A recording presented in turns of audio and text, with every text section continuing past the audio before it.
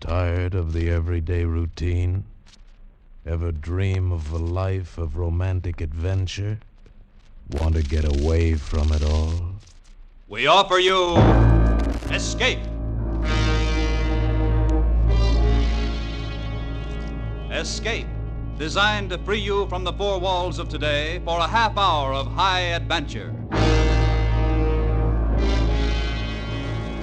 Tonight, we escape to the high mountains of Peru and the hunt for a fabulous treasure of ancient Inca relics for which men are willing to die and to kill, as David Dodge tells it in his exciting novel, Plunder of the Sun.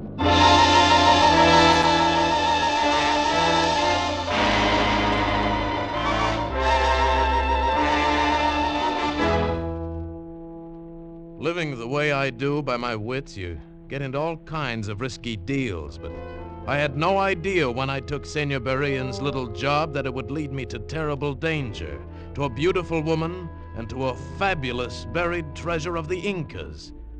I didn't have to take the job, but you see, there was Ana Luz. She was Senor Berrien's nurse, pushed him around in his wheelchair, gave him his heart medicine, and so on. I first saw her that day when we all met in the park at Valparaiso. Here, let me brush that bench off for you first, senorita. It's pretty dirty, I'm afraid. Gracias, senor. Not at all.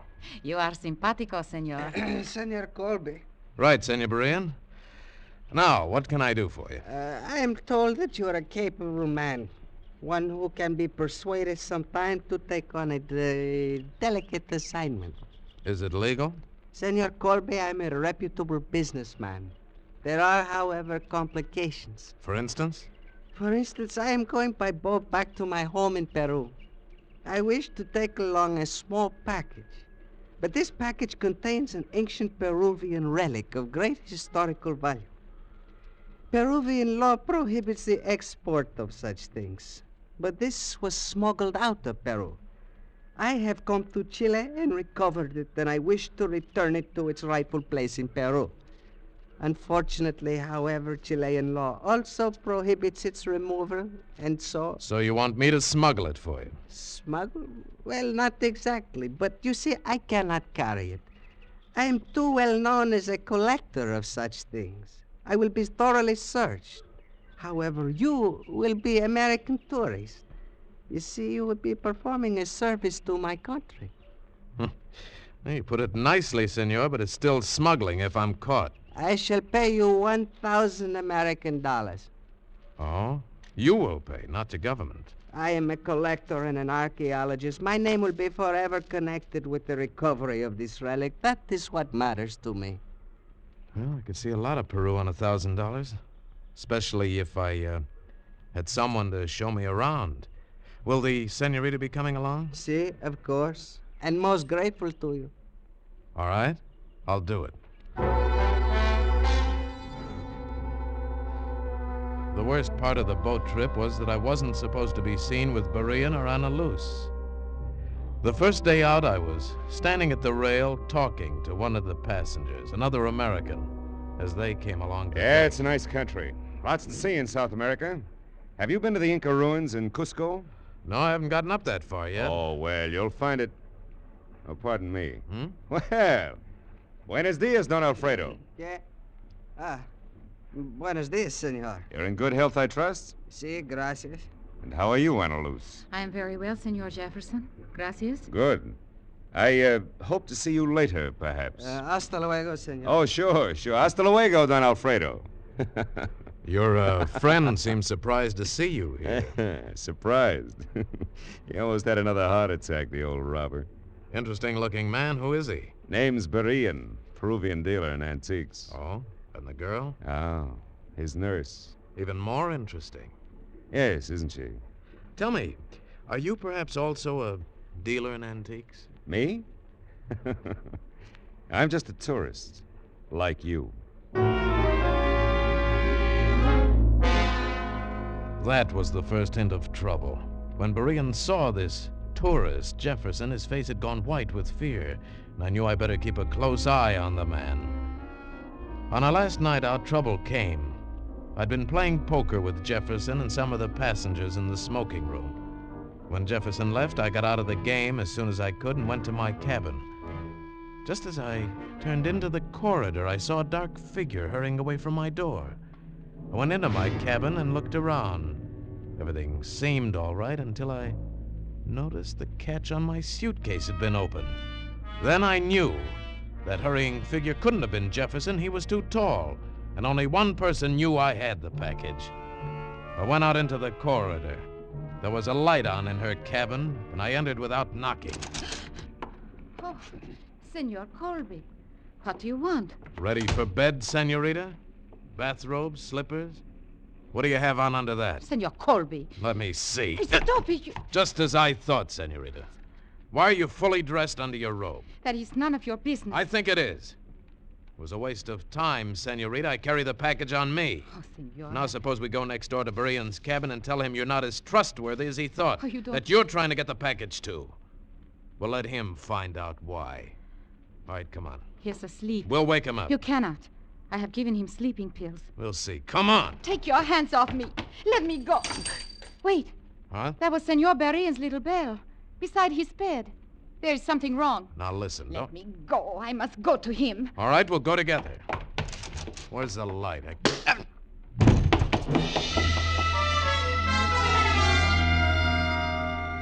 Something hit me in the jaw, and I went down hard. Somebody rushed past me and out into the corridor. Senor Colby.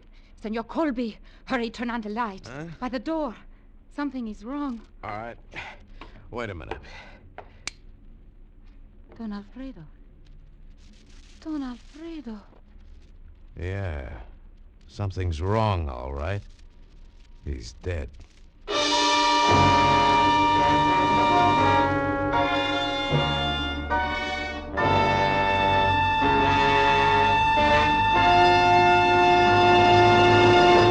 We shall return to Escape in a moment. But first, ladies, you can get a haircut every afternoon without going to the barber. There's music, there's fun, there's a surprise a minute with this haircut whose name is Gary Moore. Yes, Gary has his own daytime show now on CBS exclusively. A full hour every weekday, Monday through Friday, on most of these same CBS stations. So ladies, men too, choose your chair and get that haircut right away. And now we return to Escape.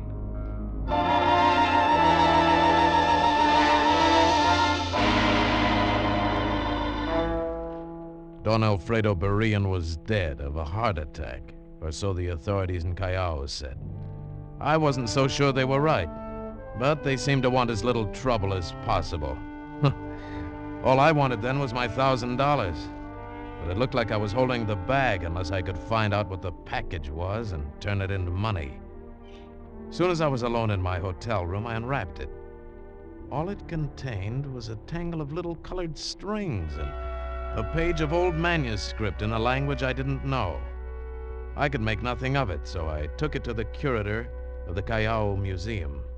Very interesting, very. Where did you get it? From a friend. What is it? A capu, an Inca message cord. A beauty. Yeah, what's the message? It is not exactly a message, senor, just a reminder of a story already known to the teller. Like tying a string around your finger for a reminder. Was there no manuscript with it? Perhaps. Aha. Then the manuscript will tell the story. Look, can you translate it for me? Unfortunately, I do not know the language of the Incas. Well, could you recommend anybody? The best is Don Alfredo Berean. No good, he's dead. What? Don Alfredo dead? This morning of a heart attack on the boat from Chile. Oh, a pity. He was a fine man. Now, I don't know. Perhaps Senor Najarro could do it, but I strongly advised you to turn it over to the museum. Under Peruvian law, it belongs to the government. Should you try to exploit it, you might get into serious trouble. Thanks, I'll remember that.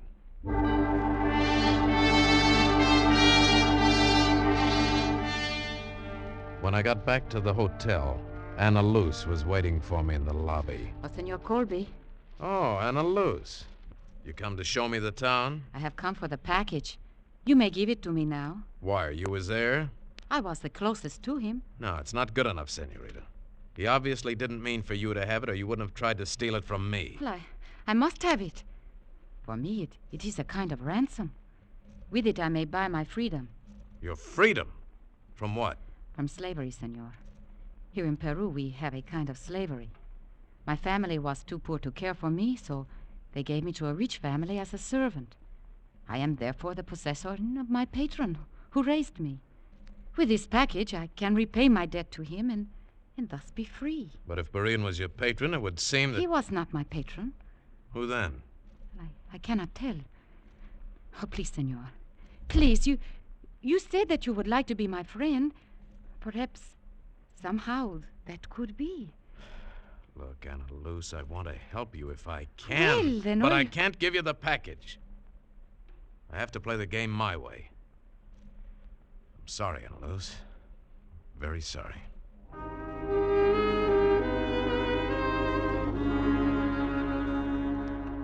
Suddenly, she was dead-looking and walked away from me. I knew she wasn't lying, that it was terribly important to her. Well, I supposed I'd lost her now, and I went up to my room feeling pretty miserable about it. The minute I opened the door, I knew something was wrong, but too late. Everything went black. When I came to, I was trussed up on the bed, tied hand and foot, and Jefferson was standing over me, the package in his hand, grinning. You were pretty easy, chum. Didn't even muss my hair. Oh, hello, tourist. So you got it, huh? It was you in Berean's cabin, of course. Of course. Now I owe you 2 good socks.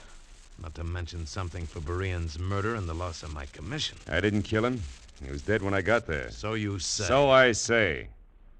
Anyway, now you can forget it, chum. You're all finished with this little party.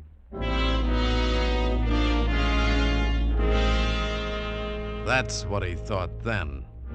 And as he left, I was wondering how he'd feel when he unwrapped the package and found it full of old newspaper clippings.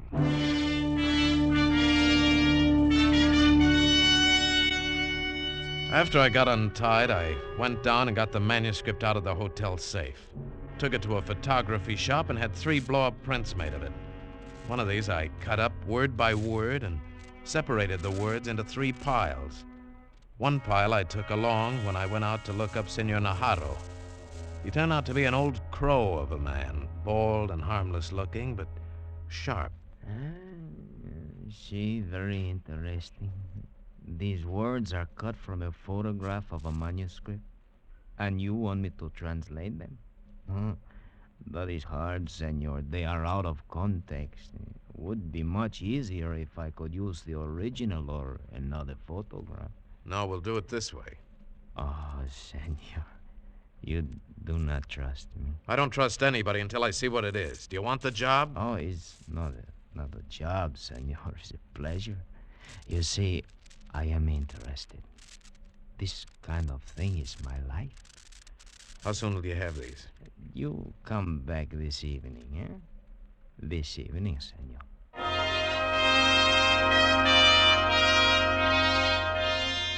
I went back to the hotel and put the original manuscript and 1 copy into the hotel safe. Then when I turned around, I saw Ana Luz standing across the lobby watching me. I started toward her, but she turned and almost ran out of the hotel. Seeing her run from me like that hurt. But I had to go through with it. And I had a feeling that it was mostly for her that I was doing it. And to kill time till I could go back to Najarro's, I bought a copy of Prescott's book, The Conquest of Peru, hoping to read up on the Incas and perhaps find a clue to the manuscript. As it turned out, that was unnecessary, because while I sat there in the hotel patio, I had a visitor. Hello, chum. Well, Jefferson, what's new in the papers? Yeah, you're smarter than I thought. Smart enough not to have it on you, then or now, huh? Maybe we better be partners. Partners? Yeah, you've got the package. I know what it means. I'll know what it means, too, very shortly. You didn't give it to Najarro? How'd you know about him? He's the only logical one. And he'd give his soul to get his hands on that manuscript. He's worse than Berean, you fool. Don't worry, he hasn't got it and he won't get it. He's merely translating isolated words. Hey, you are smart, aren't you? But even that may be dangerous. We've got to beat him to it. To what? To millions, literally millions in gold. Lost Inca treasure. You can read about it in that book you have there, how they had so much gold they paved the streets with it. How they hid it away, buried it when their empire fell to the Spaniards. It's all there. And the manuscript you have gives the exact directions on how to find one part of it. A part that's sure to be worth $1 million at present values. No wonder everyone's after it. Now, look, there's no time to waste. Give me the manuscript. I can translate it. You're a man of many accomplishments. I've been an archaeologist. But never mind that. I can translate it. If we're going to be partners. I'll think it over.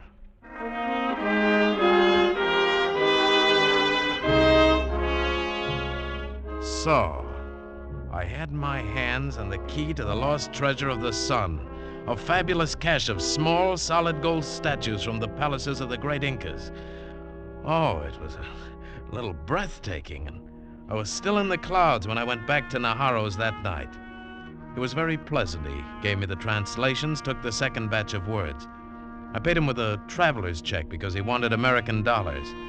Then he entertained me a while, showing me some of his Inca relics. Well, an hour passed before I could break away and get back to the hotel. I went to the desk to get the manuscript so I could start working on the translation. But when I asked for it... Why, Senor Colby, did you not get your package? What do you mean? We gave it to your messenger, the young lady, not an hour ago. My messenger? See? Just as you instructed in this note. That is your signature, is it not? My Yes. Yes, it is. Now, at last, I had it figured. A girl. Anna Luce, of course. She'd seen me put the manuscript in the safe. But the signature, it was my signature. Or rather, a reasonable facsimile, a clever tracing. Who could have done it? What had I signed recently? And then I remembered.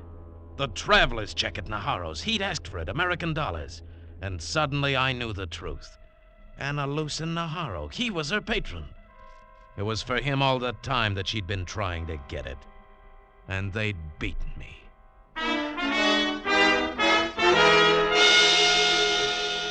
Only not quite. I still had up in my hotel room between the pages of Prescott's book the third print of the manuscript. And they didn't know about that. I hurried up and got it, and then I went to Jefferson's room.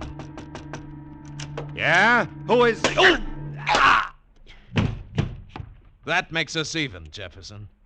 Now we're partners. So get up and get to work on this print. Come on. I'll fix you later, chum. Right now, what changed your mind? Najarro got the original. We'll have to work fast. Yeah? The treasure will be at Cusco, won't it? Sure. The old Inca capital. Or near there. Then while you're working, I'll get the tickets to Cusco. We'll leave on the first train.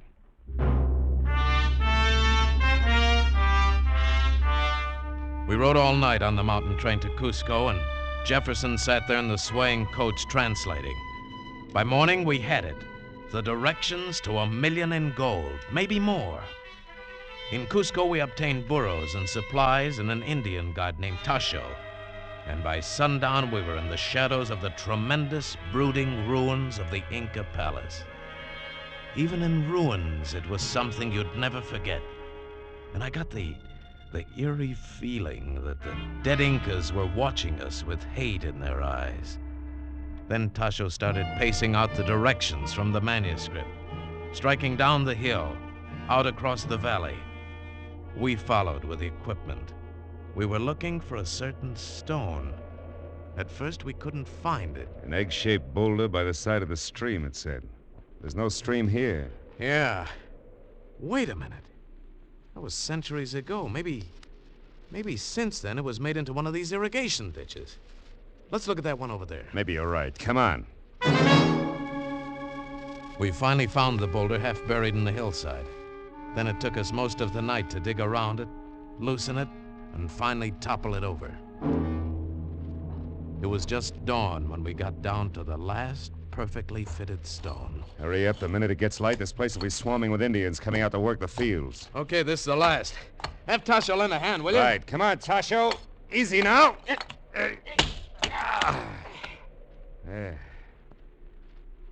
Good Lord. Look at that. Just feast your eyes on that. Solid gold. And look at the beautiful carving. These are magnificent, priceless pieces. Not priceless, chum. They'll bring a very pretty price when they're melted down to bullion. Oh, no, you couldn't destroy works of art like this. No? Come on, let's load them up. We had to hurry loading the small but heavy gold statues on Tasho's burros because it was fast getting light. Once some Indians passed not 50 yards from us, but they didn't see us. We were at last finished, and suddenly Jefferson turned to me. Okay, chum. So long. Huh? What? What's the idea of the gun, Jefferson? Just for you, chum. You've got a stronger heart than Berean. I'll have to shoot you. So you did kill Berean? Just scared him to death. Stuck the gun in his face. Ready now? Say goodbye, chum.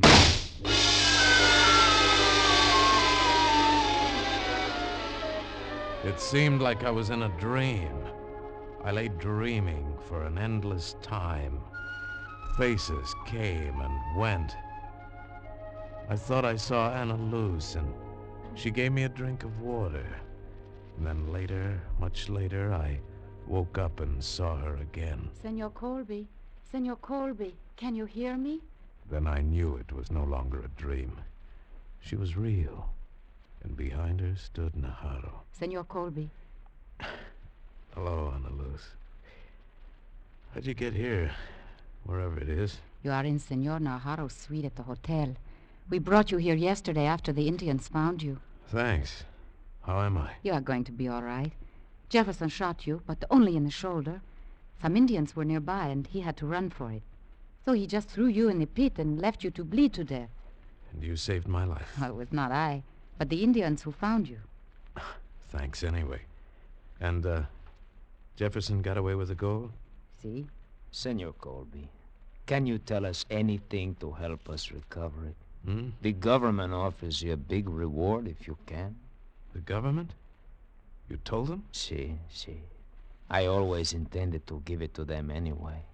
It is only that, like Berean, I am an archaeologist. I had hoped that it might be my name that was remembered as the discoverer of the treasure of the sun.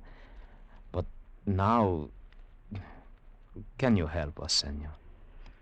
Yes, I think I can. But for a price. I have told you there will be a reward. No, more than that. I want you to give Ana Luz her freedom. But, senor, she is free.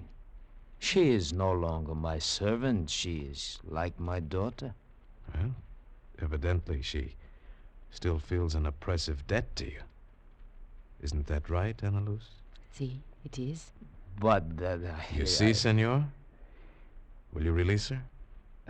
But of course, senor, she owes me nothing. Senor, until the treasure is recovered and Senor Najarro's name is placed on it as the discoverer, I can never feel free, even so. All right, then we'll get the treasure. Help me out of this bed. Oh, senor, you Do you cannot... think I can stay here knowing how much this means to you, Ana Luz? Come, we must hurry. See, but where? Coming up on the train, Jefferson talked about taking the treasure out of Peru by way of Puno and Lake Titicaca, across the lake to Bolivia. I see, of course. Then we must charter a plane and fly to Puno at once. We flew up to the lake 12,000 feet high in the Andes with the government commandant. He had a company of soldiers stationed there. Jeff would be able to get in, but our job was to be sure he didn't get out. Soon after we arrived, his soldiers brought in the word. They had found the body of Tasho, shot in the outskirts of town. Then he is here already. And he's unloading excess baggage in his own familiar way. We shall search every house. We shall scour this entire shore of the lake. We'll find him. He will hang for murder. Commandant, there's no way he can get around the lake by land, is there? Senor, these are some of the highest mountains in the world. It is impossible. And there is only one ship to the Bolivian shore. It leaves in the morning. We shall search every inch of it. He shall not get away now. But by morning we weren't so sure. Every house had been searched, the shore had been scoured, and the ship gone over inch by inch. Jeff was nowhere to be found. The Bolivian steamer was whistling impatiently for clearance to set sail. They cared nothing for the search, since there is no love lost between the two countries. Finally, the commandant let them go. He could do nothing else. And as we all stood and watched, it pulled away. I did what I could. I could not hold him any longer. I am afraid that we have missed Oh, I him. know it. I feel it. He has escaped. Anna Luz, don't cry. Oh. Perhaps still there's a chance. No, he is gone. I will never feel free now. Wait a minute. What's that? Look, out in the channel. A little native raft.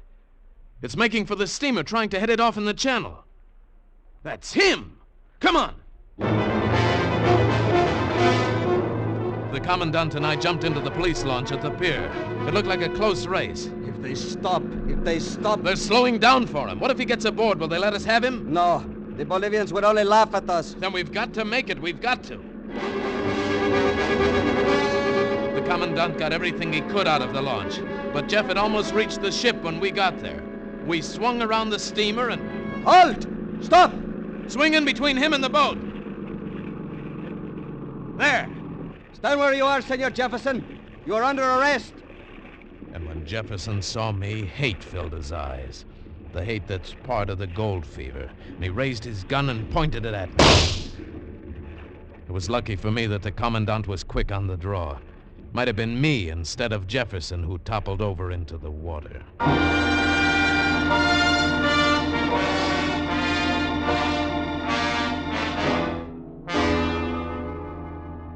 Oh, Senor Colby, how can I ever repay you? Anna Luz, you don't owe me or anybody anything now. This is no way to start. I mean, to start your new life. Thank you, Senor Colby. You have made me very happy.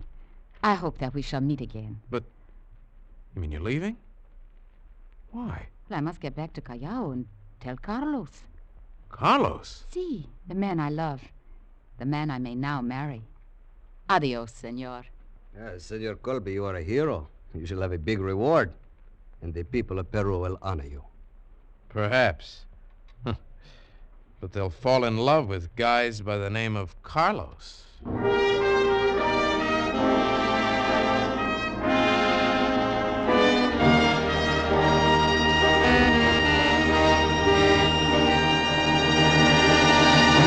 Escape is produced and directed by William N. Robeson. Tonight we have presented Plunder of the Sun by David Dodge, adapted for radio by John Dunkel. Featured in the cast were Paul Frees as Colby, Gerald Moore as Jefferson, and Lucille Meredith as Anna Luz. Also heard were Harry Bartell, Charlie Long, and Tony Barrett. Special music was arranged and conducted by Del Castillo.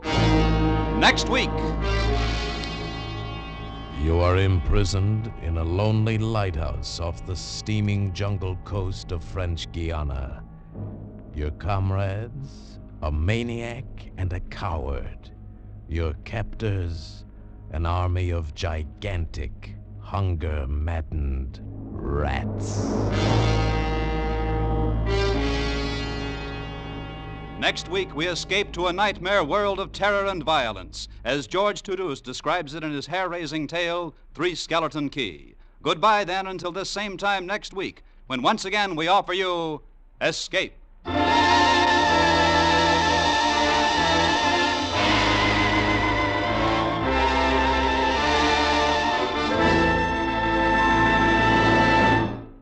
Stay tuned now for Life with Luigi, which follows over most of these CBS stations.